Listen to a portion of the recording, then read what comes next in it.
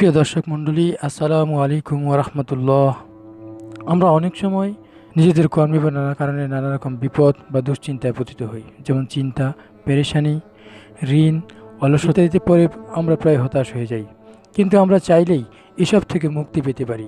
আল্লাহর মেহেরবানি ও খাস রহমতে বিপদ থেকে বাঁচতে আমাদের একটি দোয়া পাঠ করতে হবে। এই দোয়ার বরকতে আল্লাহ চাইলে আমাদের সকল মুশকিলের আসান করে দিতে পারেন। সুনানে আবু দাউদ শরীফের 1555 নং হাদিসে এসেছে, একদিন রাসূলুল্লাহ সাল্লাল্লাহু আলাইহি সাল্লাম মসজিদে নববীতে প্রবেশ করে আনসারী একজন লোককে দেখতে পেলেন, যার নাম আবু ওসামা। রাসূল সাল্লাল্লাহু আলাইহি সাল্লাম তাকে বললেন, আবু ওসামা, কি ব্যাপার? নামাজের সময় ছাড়াও তোমাকে মসজিদে বসে থাকতে দেখা যাচ্ছে। আবু ওসামা বললেন, ইয়া রাসূলুল্লাহ সাল্লাল্লাহু আলাইহি সাল্লাম, অনেক ঋণ এবং দুনিয়ার চিন্তা আমাকে গ্রাস করে রেখেছে। তখন রাসূল সাল্লাল্লাহু আলাইহি সাল্লাম বললেন, আমি কি তোমাকে এমন কিছু কালেমা শিখিয়ে দেব যেগুলো বললে আল্লাহ তোমার চিন্তাকে দূর করে দেবেন এবং তোমার ঋণকে আদায় করে দেবেন? তিনি বললেন, জি ইয়া রাসূলুল্লাহ, অবশ্যই বলুন। তখন রাসূল সাল্লাল্লাহু আলাইহি সাল্লাম তাকে উক্ত দোয়াটি শিখিয়ে দেন এবং তা সকাল সন্ধ্যা পড়তে বলেন।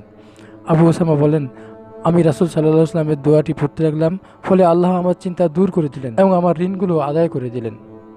দোয়াটি হলো, আল্লাহুম্মা ইন্নী আউযু বিকা মিনাল হাম্মি ওয়াল হুজনি ওয়া আউযু বিকা মিনাল আজাজি ওয়াল কাসালি ওয়া আউযু বিকা মিনাল জুবুনি ওয়া আউযু বিকা মিন গলাবাতিদ দ্বীনি ওয়া কাহারির রিজাল। অর্থ, হে আল্লাহ, আমি আপনার কাছে আশ্রয় চাই চিন্তা পেরেশানি থেকে, এবং আপনার কাছে আশ্রয় চাই অপারগতা ও অলসতা থেকে, এবং আমি আপনার কাছে আশ্রয় চাই কাপুরুষতা ও কৃপণতা থেকে, এবং আমি আপনার কাছে আশ্রয় চাই ঋণের বোঝা ও মানুষের ক্ষোভ থেকে।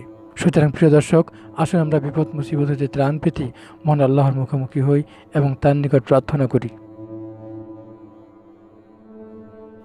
তিনি আমাদের মহান মালিক। আমাদের অবস্থা বিবেচনা করে তিনি নিশ্চয়ই আমাদের ক্ষমা করে দিবেন ইনশাআল্লাহ। আসুন আমরা সকাল সন্ধ্যায় খাস দিলে দোয়াটি পাঠ করি। নিশ্চয়ই আল্লাহর রহমত অতি নিকটে।